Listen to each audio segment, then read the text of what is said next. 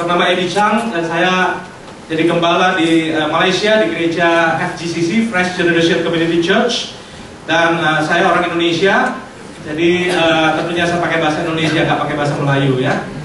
Walaupun di sini ada acara Upin Ipin katanya cukup populer ya. Oke, sesuai dengan tema yang diberikan tentang faith in action ya, dan saya boleh mengatakan seperti ini kepada kita semua bahwa pelajaran tentang iman kita sering dengar dan kita bisa mendengar berbagai versi ya. Tapi yang saya sampaikan hari ini tentunya sebagian kecil dari pelajaran tentang iman, tapi saya berharap ini bisa membantu dan menolong, memberikan inspirasi buat kita semua boleh sungguh-sungguh ya bisa menjadi seorang yang melakukan kehendak Allah. Kita bukan orang-orang yang pasif, tapi orang yang aktif yang sedang mengerjakan apa yang Tuhan kehendaki dalam hidup kita. Baik, hari ini judul yang saya berikan adalah Crossing the Jordan. Ya, bagaimana bicara faith ya in action. Kita belajar dari sebagian dari Alkitab ya, kita akan pelajari dari kehidupan Yosua dengan bangsa Israel, bagaimana Yosua bisa memimpin ya bangsa Israel boleh masuk ke tanah perjanjian ya, tanah Kanaan. Dan kita harus tahu bahwa tanah Kanaan tidak bicara tentang sorga, tetapi bicara tentang hidup yang maksimal ya. Dan kita bisa melihat bahwa ada satu level yang baru melalui ketika bangsa Israel sampai di tepi dari Sungai Yordan, itu melambangkan satu babak yang baru ya, dari kehidupan padang gurun akan menuju kehidupan yang maksimal di tanah perjanjian. Tapi ada satu pembatas di situ yang bernama Sungai Yordan. Nah, kita mau belajar bagian itu. Mari kita sama-sama membuka Alkitab kita ya di Yosua pasal yang pertama.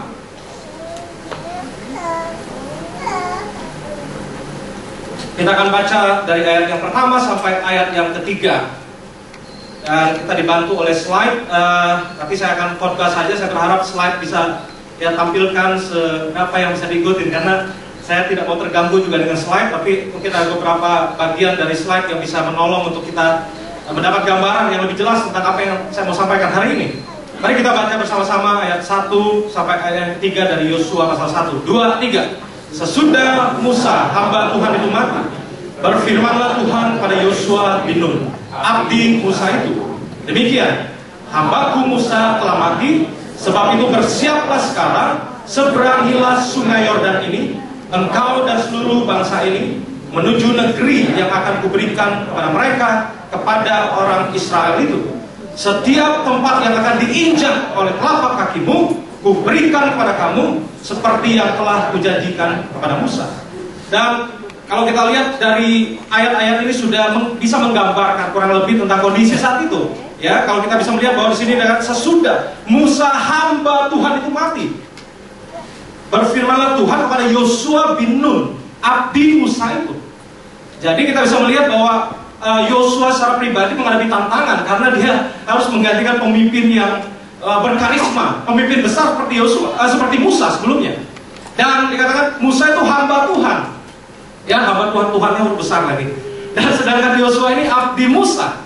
Ya, seorang asisten, seorang abdi Musa harus menggantikan posisi Musa menjadi pemimpin untuk membawa bangsa Israel masuk tanah perjanjian. Ini tidak mudah. Ya, tentunya perlu level iman yang lebih tinggi ya untuk bisa memimpin bangsa Israel, bangsa yang tidak mudah untuk ditundukkan atau untuk dipimpin. Nah, menurut saya ya kita perlu iman. Ya, kalau kita belajar di bangsa Israel keluar dari Mesir, untuk mereka keluar dari Mesir perlu iman ya yang membawa mereka untuk keluar dari Mesir. Untuk hidup di padang gurun perlu iman, hidup di padang gurun, betul nggak? Tapi untuk masuk tanah perjanjian perlu iman yang lebih tinggi. Untuk membawa seseorang ke level kehidupan yang maksimal perlu iman. Ya, Yosua sebagai pengganti Musa itu tidak mudah. Ya, seperti halnya kalau terjadi pergantian presiden misalnya. Bayangkan presiden sebelumnya top banget, hebat banget. Dan ada pilihan untuk calon-calon presiden menggantikan presiden yang lebih hebat. Tidak mudah untuk nanti presiden selanjutnya untuk menggantikan presiden yang sangat luar biasa sebelumnya. Tentunya setiap rakyat, setiap orang akan memiliki ekspektasi yang tinggi, ya, berharap bahwa presiden berikutnya ini akan lebih hebat lagi daripada presiden sebelumnya. Tekanan tinggi buat presiden yang baru, betul nggak? Tapi sebenarnya jadi presiden mau yang sebelumnya hebat juga tekanan ya bagi presiden yang baru. Presiden sebelumnya sama selevel sama dia, kualitasnya tekanan juga ya, dituntut juga harus lebih baik dari presiden sebelumnya. Kalau presiden sebelumnya kurang baik ya, nggak lebih hebat, sekarang presiden yang muncul pasti dituntut juga. Sebenarnya jadi pemimpin sama aja dituntut tinggi. Tapi bagi saya, kalau untuk menggantikan presiden yang lebih hebat atau pemimpin yang lebih hebat sebelumnya, tekanannya tidak mudah. Itu yang terjadi dengan kalau kita ngikutin perkembangan sepak bola Manchester United misalnya, seperti itu. Ya, sedikit banyak bisa menangkap ya bagaimana manajer sebelumnya ya Sir Alex Ferguson begitu berkarisma, sekarang digantikan oleh penerusnya David Moyes, seperti itu kurang lebih ya. Tekanannya akan sangat tinggi. Nah, demikian yang terjadi dengan Yosua. Dia harus menjadi pemimpin yang punya power untuk memimpin bangsa Israel masuk tanah perjanjian. Tapi secara pribadi dia juga menghadapi ketakutan, tekanan yang sangat tinggi. Ini tidak mudah. Makanya perlu level iman yang lebih tinggi.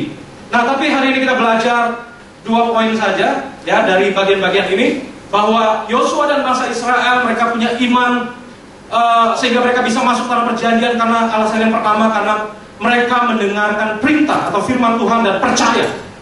Ini poin yang saya mau sampaikan. Ya, poin yang pertama bahwa ya Yosua dengan bangsa Israel ini mereka mendapat perintah, mendapat firman Tuhan dan mereka percaya. Ya, oleh sebab itu kalau kita lihat di slide juga bahwa saya kasih huruf yang lebih tebal bold ya, kata Tuhan di situ. Mereka mendengarkan perintah ya dan firman Tuhan. Jadi ada kata Tuhan di situ. Jadi Yosua ini kenapa bisa yakin ya bisa memimpin bangsa Israel masuk ke tanah perjanjian, karena dia mendapat perintah. Ya, kalau kita baca tadi ya, ini perintah Tuhan, berfirmanlah Tuhan kepada Yosua bin Nun. Ini adalah firman Tuhan untuk Yosua membawa bangsa Israel menyeberangi Sungai Yordan untuk masuk tanah perjanjian. Oleh sebab ini satu hal yang sangat penting buat kita semua, apakah ya kita melakukan sesuatu karena perintah Tuhan atau karena firman Tuhan yang datang ke hidup kita. Yosua seperti saya katakan tadi, dia menghadapi banyak tekanan untuk memimpin bangsa Israel yang tidak mudah dipimpin.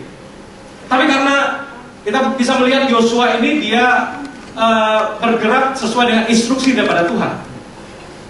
Kalau kita baca ya di Yosua pasal 1, pasal 2, pasal 3, mereka sampai di tepi Sungai Yordan itu selama 3 hari mereka berkemah di situ. Jadi Yosua tidak buru-buru untuk memimpin bangsa Israel langsung masuk tanah perjanjian. Dia tunggu instruksi yang jelas daripada Tuhan. Nah, oleh sebab itu ini penting sekali kita mendapatkan firman Tuhan dalam hidup kita secara pribadi, sehingga kita melakukan apapun itu bukan karena keinginan kita, bukan karena kehendak kita. Mungkin pertanyaannya kepada saya, Pastor Edi, gimana kita bisa mendapatkan instruksi daripada Tuhan, perintah daripada Tuhan? Ada banyak cara. Ya, tentu yang paling jelas adalah di Alkitab ini ada banyak kehendak Tuhan. Katakan amin.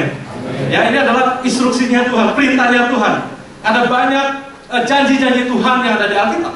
Tapi perintah Tuhan atau firman Tuhan kita bisa dapatkan juga dengan berbagai peneguhan yang lain. Kita pernah dapat mimpi daripada Tuhan, itu firman Tuhan buat kita. Kita mendapat nubuatan, kita dapat pengalaman-pengalaman rohani yang dimana ada firman Tuhan buat kita semua. Ya, di situ ada mimpi yang Tuhan taruh, ada kehendak Tuhan yang Tuhan taruh, ya, ada satu tujuan ilahi yang Tuhan taruh dalam hidup kita. Kita semua ada firman itu. Nah, Yosua begitu berani melangkah karena dia dapat instruksi daripada Tuhan. Makanya iman itu timbul dari mana? Roma 10 ayat 17 berkata seperti apa? Iman timbul karena pendengaran akan apa? Firman Kristus. Jadi dengan baik-baik ya, bahwa firman Tuhan adalah bahan dasar iman. Katakan amin. Jadi seseorang itu punya iman ya karena ada firman Tuhan dalam hidupnya. Makanya saya selalu mengingatkan kepada jemaat, kenapa kita perlu dengar firman Tuhan, kenapa kita perlu beribadah, kenapa kita perlu baca Alkitab. Karena firman Tuhan adalah bahan dasar daripada iman. Demikian yang terjadi dengan Yosua dan bangsa Israel. Mereka dapatkan firman Tuhan. Itu jadi iman, firman iman dalam kehidupan Yosua. Dan kata Tuhan di situ saya kasih bold karena Yosua ini ya dan bangsa Israel mereka mendahulukan Tuhan. Karena firman Tuhan, karena mereka mengutamakan Tuhan. Firman-Nya yang menjadi dorongan, ya firman-Nya yang mengarahkan mereka untuk bergerak. Mereka menunggu instruksi daripada Tuhan. Dan coba kita lihat ya hal-hal yang lain bahwa kita bisa melihat bahwa Yosua ini dan bangsa Israel mereka mengutamakan Tuhan. Kita lihat di Yosua pasal 3 ayat yang ke-6. Dan kepada para imam itu Yosua berkata demikian, angkatlah apa? Tabut perjanjian, ya tabut perjanjian melambangkan kehadiran Tuhan. Dan menyeberanglah di depan bangsa itu, dan mereka mengangkat tabut perjanjian dan berjalan di depan bangsa itu. Ya ini menarik. Jadi ternyata ketika mereka mau menyeberang Sungai Yordan itu yang pertama adalah para imam itu mengangkut ya tabut perjanjian. Nah, sekali lagi ini bicara tentang mereka mengutamakan Tuhan. Tuhan terlebih dahulu yang ada di depan. Tuhan yang memimpin, Tuhan yang menunjukkan jalan kepada mereka. Ya kalau kita baca seterusnya dan seterusnya dikatakan bahwa tabut perjanjian itu harus ada jaraknya sekitar 200 hasta, ya sekitar 90 meter. Ya kalau kita ganti ke meter sekitar ya kurang dari 100 meter. Tabut perjanjian itu harus selalu ada di depan. Dan dikatakan supaya bangsa Israel itu tidak salah arah. Ya, kenapa sih mesti ada jarak? Ya supaya mudah terlihat. Tahu nggak kira-kira bangsa Israel yang menyeberang masuk tanah perjanjian kira-kira ada berapa orang yang masuk tanah perjanjian? Berapa Bapak Ibu? Berapa jumlah orang Israel yang masuk tanah perjanjian? Kira-kira aja. Karena nggak tertulis di Alkitab dengan jelas. Banyak ya, berapa? Hah? Diperkirakan sekitar 2 juta. Mungkin ada yang berkata seperti itu, banyak yang mati di padang gurun. Iya, itu adalah sebelum mereka muter-muter 40 tahun di padang gurun. Itu mereka yang usia 20 tahun ke atas yang keluar dari Israel itu mati di padang gurun. Jadi yang di bawah 20 tahun itu masih hidup. Dan selama 40 tahun tentunya beranak. Beranak cucu barangkali di situ ada. Ya. Dan mungkin makin banyak anak karena nggak terlalu banyak kerjaan mungkin ya di sana ya. Mungkin banyak menghasilkan keturunan jangan-jangan. Dan saya sudah baca banyak research, saya pelajari tentang para pakar Alkitab menjelaskan sekitar kurang lebih sama yang mati dan yang lahir. Jadi sekitar tetap 2 juta yang masuk pada perjanjian.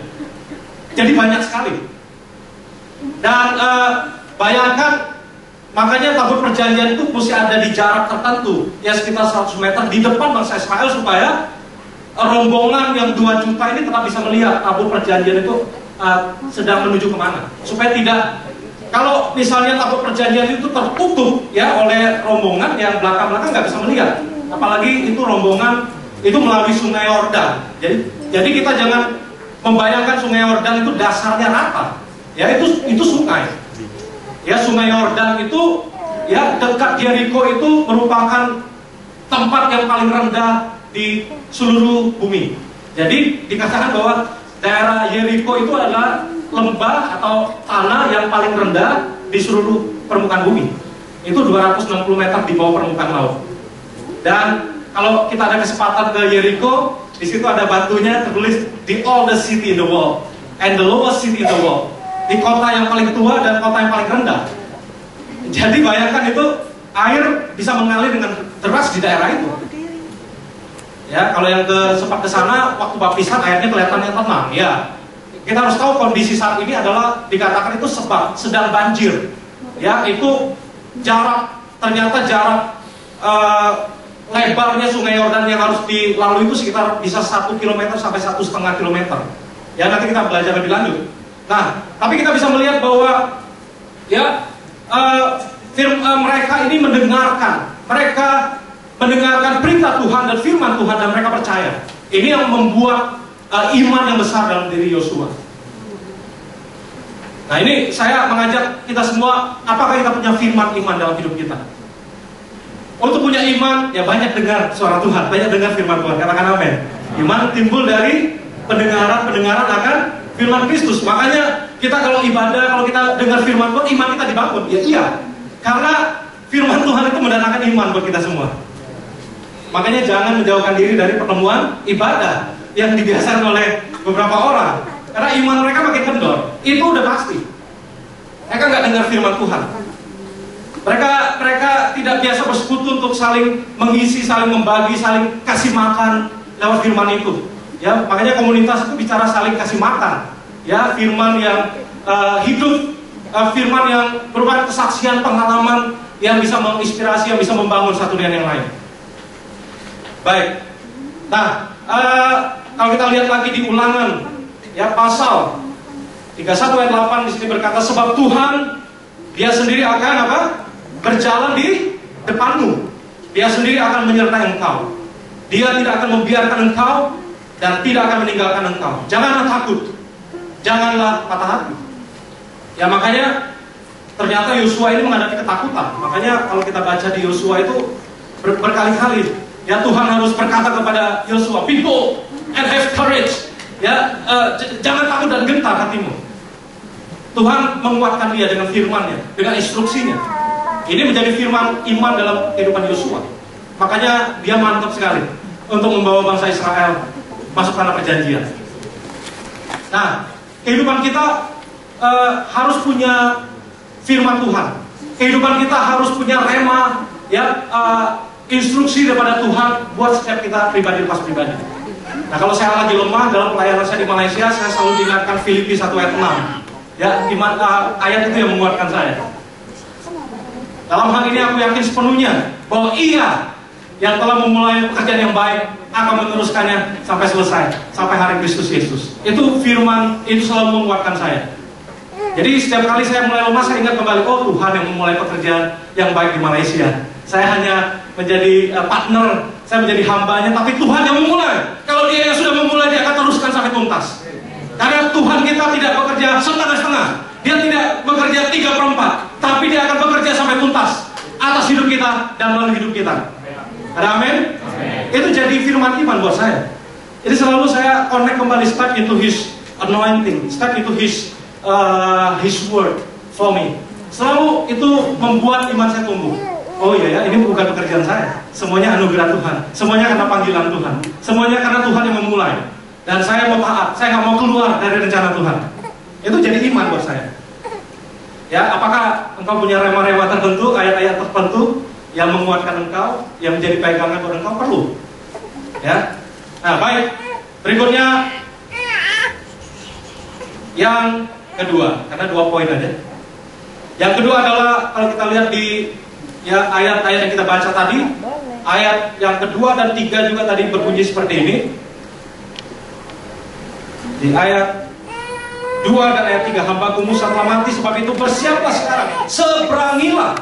Ya, ada kata kerja di situ, seberangilah Sungai Yordan ini, engkau dan seluruh bangsa ini, menuju negeri yang akan kuberikan kepada mereka, kepada orang Israel itu. Setiap tempat yang akan apa? Diinjak, kata kerja lagi. Ya, akan diinjak, itu akan engkau miliki, akan kuberikan kepada kamu. Jadi tidak cukup hanya dengar instruksi Tuhan, dapat iman, tapi ada kata bicara iman sekali lagi, action, bicara melangkah, ya, bicara seberangi, ya, bicara injak.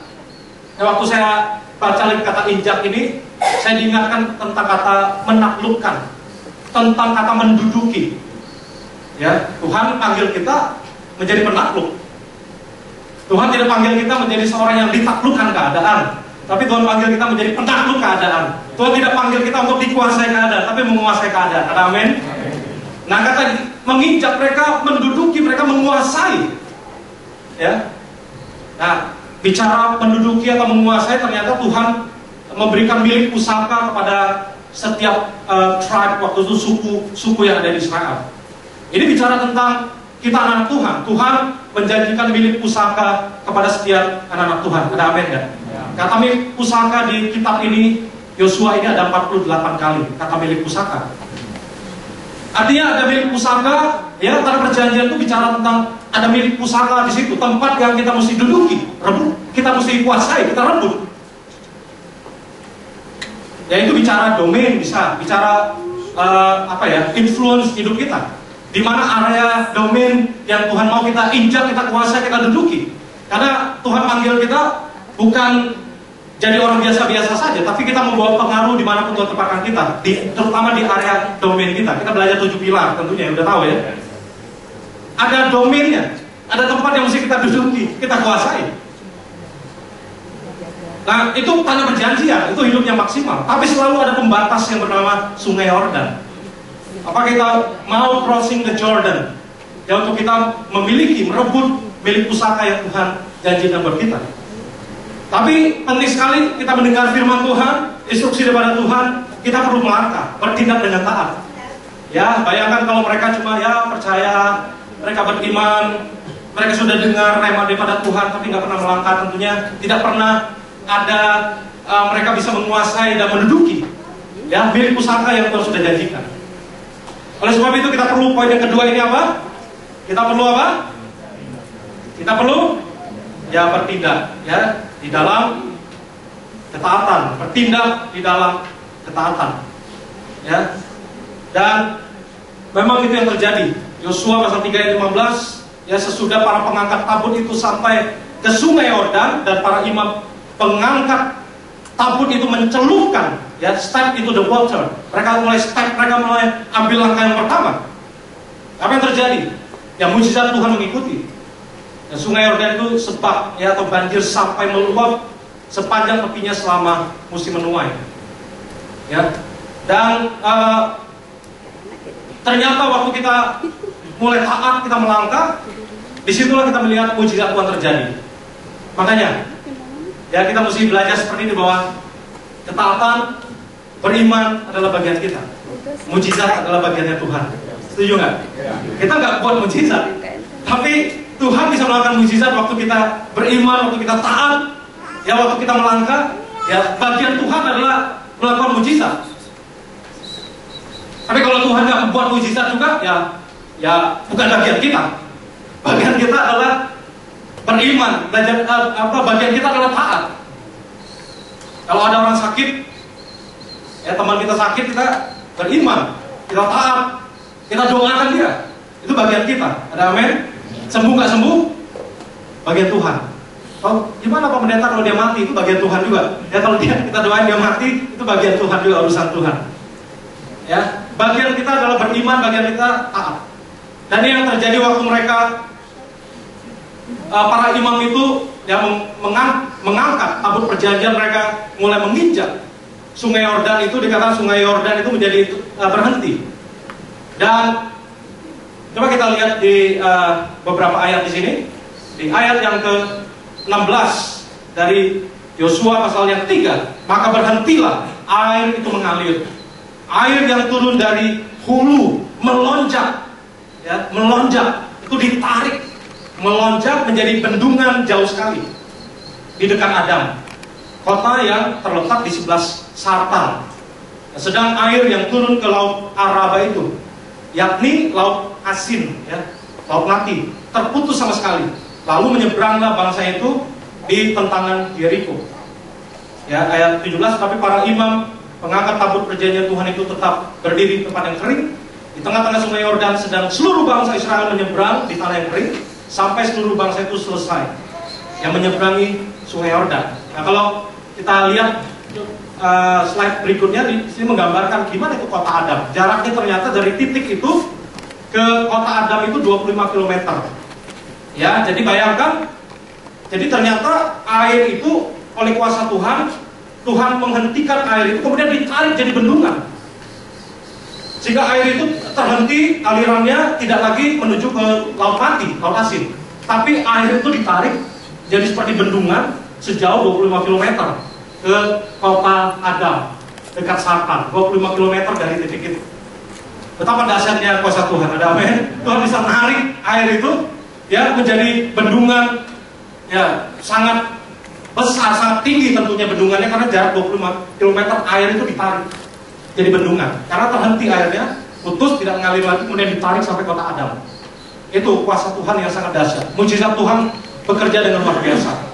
Ya, sekali lagi, bahwa bagian kita adalah beriman, bagian kita taat, Kita dengar instruksi daripada Tuhan, kita jalankan, kita ya put our faith into action. Ya, kita harus mengerjakan iman yang nyata itu dengan dibuktikan dengan tindakan kita. Dan Tuhan melakukan mujizat yang sangat luar biasa. Ya, dan saya berharap ya kita semua punya pengalaman iman bersama dengan Tuhan. Waktu kita menjadi orang-orang yang taat untuk melakukan kehendak-Nya. Ada amin? Ini yang terjadi dalam kehidupan saya dan keluarga saya. Ya, dan kalau boleh ditampilkan satu slide lagi ya. Jadi kita nggak cukup sama kalau kita lihat seorang pelari ya, ready, set, ya nggak cukup seperti itu. Ada satu kata yang kurang, apa? Ya, bayangkan kalau orang yang cuma ready, set, ya seperti itu terus ya, mau lari, tapi nggak tahu kapan go-nya. Itu ada banyak orang Kristen seperti itu ya. Jadi kita perlu kalimat yang berikutnya atau kata berikutnya yang bernama apa? Kita perlu go. Ya, ini bicara iman, bicara action. Ya, tidak penting seberapa banyak yang kita dengar, ya, tapi kalau kita nggak melakukan, ya tidak, itu bukan iman yang sejati. Iman yang sejati dibuktikan dengan perbuatan. Bilang kanan kirinya, iman perlu dibuktikan dengan perbuatan. Iman perlu dibuktikan dengan perbuatan. Nah, boleh ditampilkan ada beberapa foto keluarga yang saya mau tampilkan. Nah ini saya dapat foto keluarga ini waktu saya mulai aktifin BB Group untuk keluarga saya. Jadi ternyata ada banyak hal-hal yang ya harta-harta terpendam yang bisa di-sharekan di dalam keluarga ya melalui grup itu. Dan ini foto yang didapatkan, nggak tahu siapa yang mungkin adik saya yang paling kecil, ini adik saya yang membagikan di grup itu. Dan foto ini rekor ya untuk komennya di tengah keluarga kami, ada 100 lebih komen ya. Habis itu diam, udah nggak pernah komen lagi ya. Tapi foto ini mencetak rekor tertinggi untuk komen-komen ya di BB Group keluarga. Dan saya yang mana kira-kira? Tahu ya? Jadi ini saya anak kelima. Ini koko saya paling besar, Henry namanya. Sekarang melayani juga, dia STH juga. Dia aktif di Pria Sejati, menjadi worship leader, salah satu worship leader terbaik di CMN. Ya, waktu ini yang lalu Pak Edilio dengan pemimpin CMN ke Medan, nah, dia menjadi worship leader ya. Ya, ini yang kedua, seorang businessman. Ya, yang nomor 2, dia punya ada kerja dengan bosnya, showroom BMW, kemudian Porsche, kemudian dia aktif di otomotif ya. Ini yang kedua. Kemudian yang ketiga, sekarang melayani di Kisaran di Sumatera Utara. Suaminya seorang pendeta. Nah, suaminya ini saya kenalkan waktu saya kerja di Karisma Bank tahun 95 di Karisma Bank Batu Ceper. Belum kenal Tuhan, saya menangkan dia. Suami dari cici saya ini, saya menangkan dia. Kemudian dibaptis, dia terima Yesus, dibaptis, penuh dengan Roh Kudus. Kemudian ada bonus jadi cihu, ya, jadi suami dari cici saya yang ketiga. Kemudian sekarang melayani di gereja GBI di Kisaran. Kemudian setelah itu yang keempat ini lulusan Saat Malang, Seminari Alkitab Asia Tenggara. Dan sekarang jadi guru agama di Sekolah Metodis Bandengan. Dan ini yang sembunyi ini saya. Ya, ini saya nomor 5 dan ini adik saya nomor 6. Waktu saya lihat foto ini ada beberapa hal yang saya yang sangat berkesan. Ini nomor 2, nomor 4, dan nomor 6. Mereka lebih gagah, berdirinya lebih tegak. Ini nggak diatur ini, ya. Mereka punya karakter yang lebih berani. Memang sampai hari ini mereka lebih berani ngadapin orang. Tapi yang nomor 1, nomor 3, nomor 5 agak sembunyi. Ya, memang itu sifat saya awalnya suka sembunyi, nggak berani. Saya pernah disuruh jualan waktu kecil, jualan rambutan. Jadi di depan rumah kami ada rambutan. Yuk kita cari duit. Kemudian diikat, rambutannya dipetik, diikat, kemudian jualan taruh di meja seperti itu. Jadi saya nunggu di situ kan. Tiba-tiba ada yang datang gitu, datang nyamperin saya. Apa yang terjadi? Saya kabur. Ya, jadi orang yang mau beli, saya mau beli rambutan, itulah sifat saya. Saya takut ketemu dengan orang, tersembunyi. Ya, tapi ya setelah Tuhan pulihkan, ya lain cerita ya, lain cerita. Karena Tuhan bisa merubah siapapun. Dan tapi ada satu hal yang menarik lagi, ada kekurangan satu orang. Siapa di sini yang kurang? Dari gambar ini tidak ada papa. Di papa belum bertobat, setengah tahun sekali, 1 tahun sekali baru kembali ke rumah. Tidak pernah memberikan nafkah kepada keluarga. Jadi kami hidup dalam keadaan yang sangat susah saat itu, ya.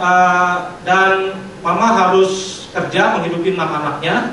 Jadi mama itu baru ada penghasilan kalau hari raya, kalau lebaran. Dia potong rambut orang, gunting rambut, kemudian jahit baju, ya, untuk menghidupi keluarga. Jadi kalau nggak musim hari raya atau lebaran, kita dalam keadaan yang miskin, sering pinjam duit sama tante. Ya, jadi yang disuruh adalah saya, karena saya yang paling baik saat itu di tengah keluarga. Jadi memang kalau yang baik itu suka disuruh-suruh, ya, seperti itu. Tapi disuruh pinjam duit, suruh belanja itu saya. Dan kami tidak ada di rumah, belum ada pam air, itu nggak ada, jadi harus timba air di sumur, ya, jaraknya sekitar 50 meter lebih lah dari rumah. Tiap hari saya harus timba air, mengisi di bak, itu tiap hari kerjaan saya. Dan saya nggak pernah mengeluh waktu itu. Jadi daripada saya mengeluh, saya mendingan rubah mindset saya. Jadi waktu saya nimba air, saya nggak nimbanya seperti ini. Saya tidak nimbanya seperti ini, tapi saya nimbanya seperti ini. Jadi itulah gym saya waktu itu, ya. Tidak perlu pergi ke fasilitas yang lain, tapi itu saya angkat beban seperti itu, saya timba air. Saya lakukan dengan sukacita setiap hari, tidak perlu disuruh. Dan kerjaan saya waktu itu juga, ya, tanpa disuruh, bersihkan pekarangan rumput, ya, sampai saya tanam singkong, gitu, ya, pepaya di rumah, di pekarangan rumah. Itu kerjaan saya tanpa disuruh. Dan oke. Papa saya, nah ini fotonya, dia adalah guru kungfu, ya, ini tendangan, dia suka asurnya. Saya dapat gambar ini juga waktu saya sempat pulang ke rumah ke Cengkareng. Waktu saya sampai hari Selasa, Rabu, saya ke rumah untuk ada foto nggak yang saya bisa pakai untuk saya tampilkan kepada jemaat. Jadi papa saya sempat main film, judulnya Juara Karate bersama Josh Rudy, Yayu Suseno. Zaman itu saya waktu lihat di googling, ternyata ada sinopsis yang muncul, masih ada, tahun 77 film itu. Saya lihat ada jalan ceritanya, ada di situ juga. Gak tahu siapa yang masukin jalan cerita seperti itu. Jadi papa belum bertobat, jadi kehidupan dia adalah main film, kemudian judi, dia juara sumbaksel, biliar, kemudian suka karaoke, ke nightclub dan sebagainya, itu kerjaan dia. Jadi kalau dia sempat ke rumah pun, dia akan pukul mama saya pukul mama saya, dan tidak memberikan nafkah buat keluarga. Nah, apa yang terjadi dengan dia kemudian mengalami pertobatan? Jadi, bicara tentang iman adalah bagian mama saya adalah mengajak kami semua kenal Yesus. Itu yang mama saya lakukan, dan itu saya bersyukur. Mama saya memperkenalkan kami kepada Kristus. Saya lahir di kota Pangkal Pinang, Bangka, dan diajak ke gereja dari sejak kecil, sekolah minggu. Dan yang luar biasa adalah mama setiap malam mengajak kami berenam, itu duduk di ranjang, kemudian gandengan tangan dan doa. Setiap malam doanya yang jelas adalah untuk papa. Dan tiap malam nyanyi lagu yang sama. Yesus, Yesus, dengar doaku, janganlah Tuhan lalui, berilah berkat-Mu. Kami menangis, kami nyanyi lagu itu dan doa untuk pertobatan papa. Dan papa kemudian bertobat belasan tahun kemudian. Selain kami berdoa untuk papa, tapi ada satu bapak yang bernama Bapak Bong Kim San di Pangkal Pinang, teman papa, yang Tuhan taruh di hati Bapak Bong Kim San ini untuk menginjili papa saya. Jadi papa saya diinjilin terus, tapi papa saya gak pernah terima, tidak pernah mau respon untuk terima Yesus. Tapi Bapak Bong Kim San ini tidak pernah menyerah. Jadi imannya, dia percaya bahwa Tuhan akan mengerjakan sesuatu buat papa saya. Jadi Bapak Bong Kim San selalu untuk ngomong ke papa saya, cara yang kemudian adalah di meja makan. Ya, jadi Bapak Bung Kim Sani selalu traktir papa saya makan, dan waktu papa saya makan kan makan, ya papa makan. Nah, disitulah Bapak Bung Kim San yang menginjili papa saya. Itu bertahun-tahun seperti itu, dan papa saya tidak keberatan karena dia suka makan. Ya, tapi dia tidak pernah dengar message tentang Yesus saat itu. Dia menolak, dia hidupnya rusak sekali dan hancur sekali. Tapi kemudian ternyata benih yang ditabur itu tidak pernah sia-sia. Dan doa yang kami naikkan, doa iman yang kami naikkan tidak sia-sia. Dan ternyata papa di tahun 89-90 dia ikut KKR di Jakarta, dan dia dengar satu lagu, seperti rusa rindu sungaimu, jiwaku rindu engkau. Dan papa saya waktu dengar lagu itu, papa menangis. Dan Tuhan perlihatkan seperti slideshow buat papa saya, seperti film itu ya, seperti itu diperlihatkan slide demi slide tentang kehidupan papa saya yang tidak tanggung jawab sama keluarga, yang suka mukul istri, ya, yang tidak memberikan nafkah kepada keluarga, hidupnya yang rusak. Tuhan perlihatkan. Disitulah papa saya menerima Yesus. Disitulah dia berlutut, kemudian dia menangis, dan itulah awal pertobatan dia.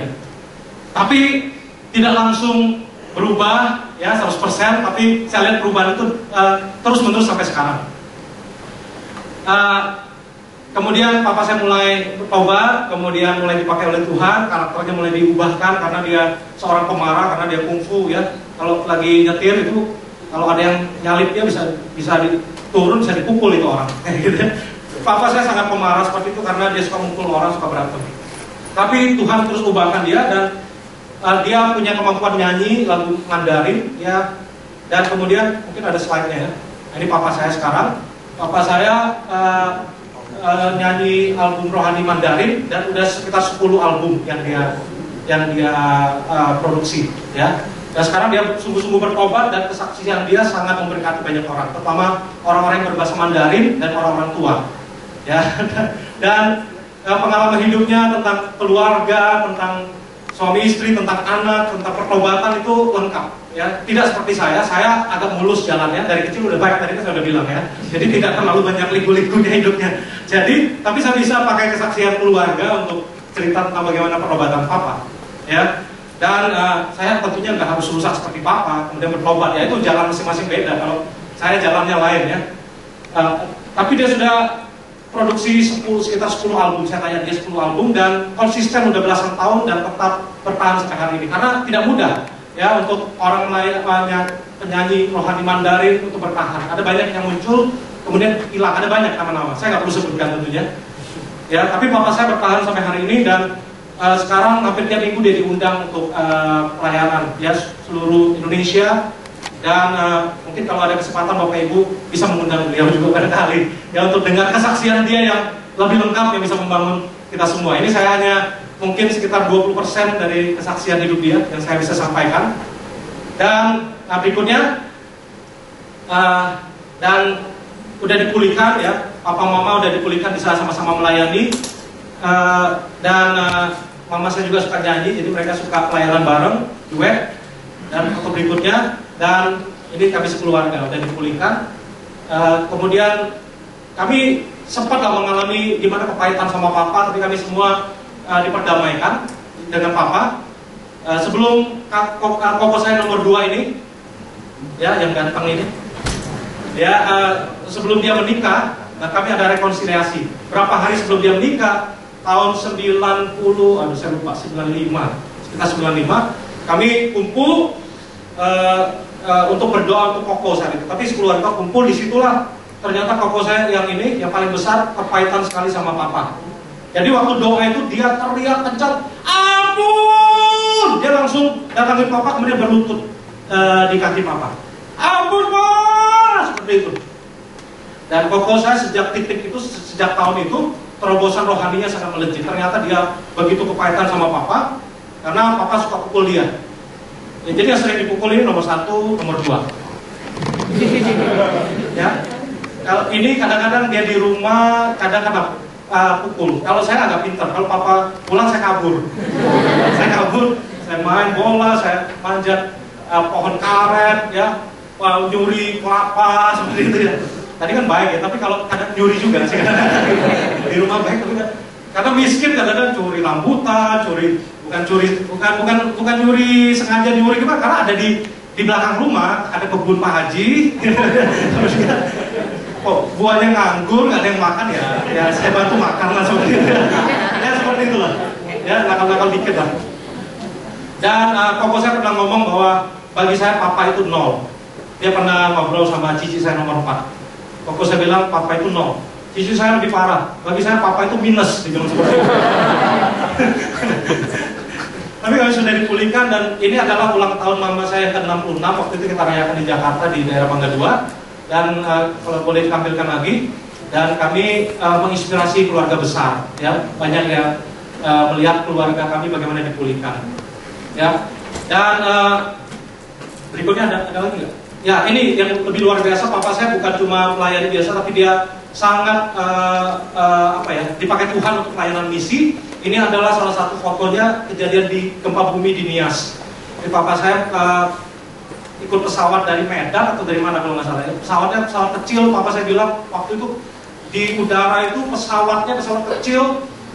Jadi pesawatnya menghadapi badai yang sangat besar, bukannya maju pesawatnya tapi mundur katanya pesawatnya.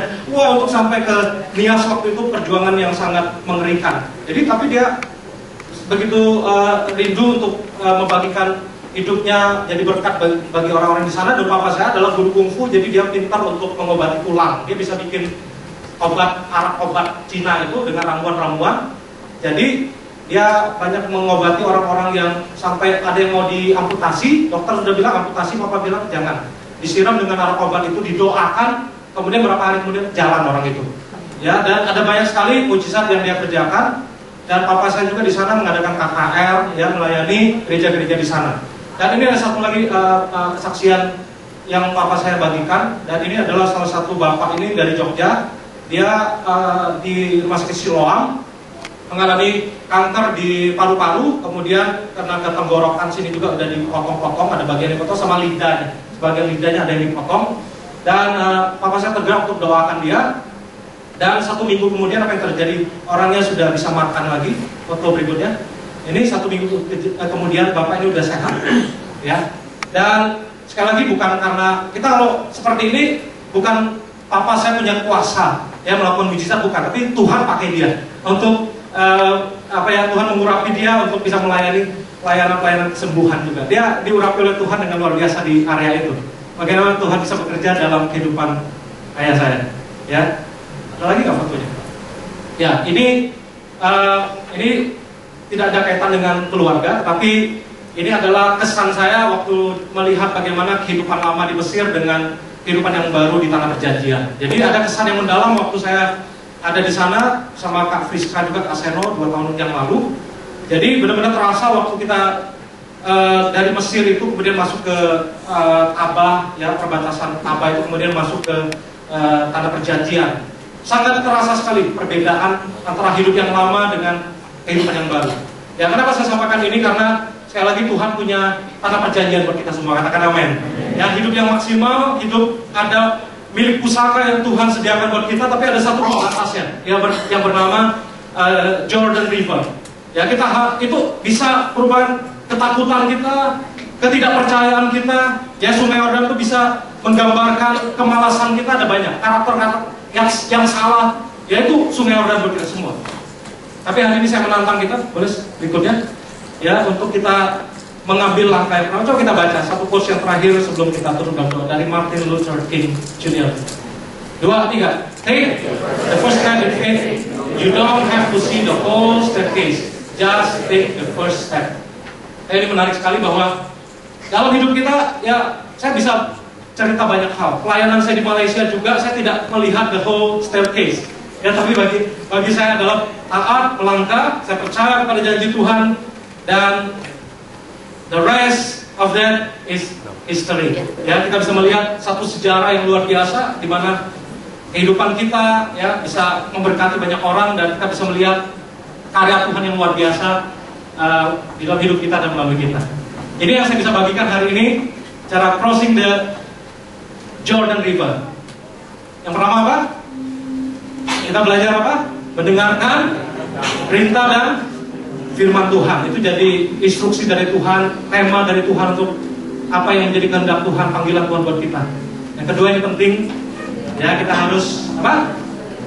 Bertindak dalam ketaatan. Itulah iman Indonesia. Boleh nggak kita bagi berdiri, kita doa? Pertama adalah bagi saudara yang rindu untuk mengalami perubahan hidup, kami ada sebuah event yang sangat penting, yaitu Champion Gathering, yaitu akan diadakan tanggal 8 Maret, hari Sabtu depan, jam 8 pagi di Belesa, yaitu di Abalon Belesa di TC Permata Hijau. Depan di TC Permata Hijau itu ada tempat namanya Belesa. Saudara, di sana kita akan pakai tempatnya di lantai 3. Jadi saudara yang rindu mengalami perubahan hidup, karena kami melihat di event ini 90% orang yang ikut event ini mereka mengalami perubahan hidup. Karena di sesi-sesi yang ada bukan hanya mengajar sebuah teori, tapi saudara akan diperlengkapi dan untuk mengalami Tuhan. Itu yang penting. Karena di sana saudara akan mengalami perjumpaan dengan Tuhan. Dan kami melihat orang-orang ikut sesi ini kebanyakan mereka mengalami perubahan hidup selesai dari sesi ini. Jadi saudara yang belum pernah ikut Champion Gathering, daftarkan diri saudara ke Andreas. Saya boleh minta tolong, Andreas boleh berdiri di belakang. Yaitu Andreas yang keren dan ganteng. Ya. Oke, yang kedua, habis dari tanggal hari Minggu, saudara, hari Minggunya kita akan mengadakan baptisan air. Jadi saudara yang belum pernah dan rindu untuk dibaptis air, saudara bisa mendaftarkan diri saudara juga untuk mengikuti baptisan air. Itu di Pandai Kampung kita akan melakukan acaranya kapan? Itu hari Minggu depan, tanggal 9 sehabis celebration. Dan yang ketiga adalah saudara kelas SPK akan ditiadakan. Nanti akan mulai lagi tanggal 16 Maret. Dan yang keempat, simfoni. Jadi kalau saudara kita ingin melakukan sebuah kebanggaan rohani, tidak hanya dengan kita berkumpul, tapi kita juga rindu. Kalau ada kebanggaan rohani itu selalu dimulai dengan berdoa. Itu sebabnya kita akan mengadakan doa, yaitu simfoni tanggal 11 Maret. Ya, 11 Maret di Avalon Hofluid jam 7 malam. Dan kabar berikutnya saudara, simfoni juga akan dibuka untuk teman-teman yang ada di wilayah selatan. Ya, jadi berapa banyak teman-teman di area selatan? Ya, jadi daftarkan diri saudara, bukan daftarkan ya, hadir ya.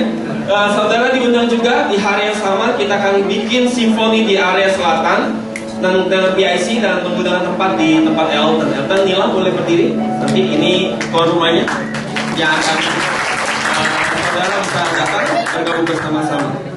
Oke, saudara, mari kita mau tutup celebration kita. Saya dinastir kita bagi berdiri.